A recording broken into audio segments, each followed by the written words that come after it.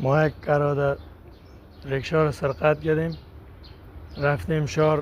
از شهر دربست گرفتیمش طرف پروژه خالد. در مسیر را یک آمد طرف چوک ساد دور خورد، بالا بردیمش از چوک ساد بالاتر، همونجا چاقو را کشیدیم، گفتیم بیا از رکشا پایین شو.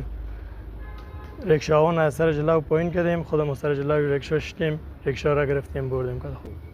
اسمم نجیب است. رکشا را که گرفتیم آوردیم اینجا دربست، همونجا بیادریم چاقو را کشید سرش،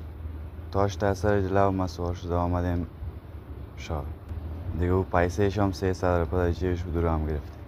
زه نور محمد یم، دلته په مخ پروژې کې یو دوه هلکانو ترباس یې کړم،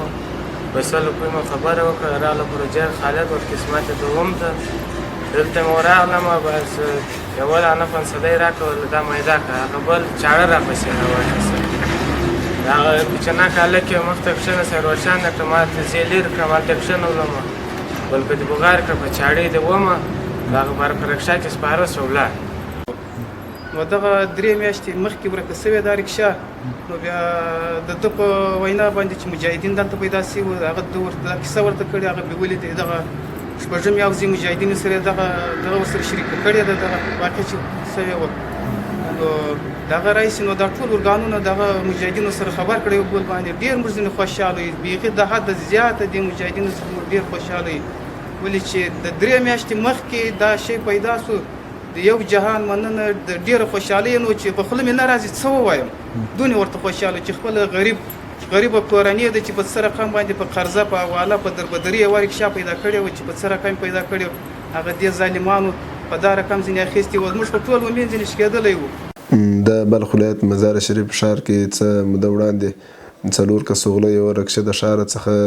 دربس کړې وه چې د پروژې خالد مربوطاتو کې یاد رکشوان تهدید کړی او رکشه په زور ځینې اخیستې وه. زموږ د امنیتي اولې حوزې کشفي او امنیتي منصوبینو لخوا څخه یاد کسان ګیر او دوسیه عدلي او قضایي ارګانو ته وسپارل سوه. زموږ امنیتي ځواکونو هیڅ چاته دا اجازه نه ورکوي چې امنیت ته کوم خلل او مشکل ایجاد کړي، بلکې دوی شپه او ورځ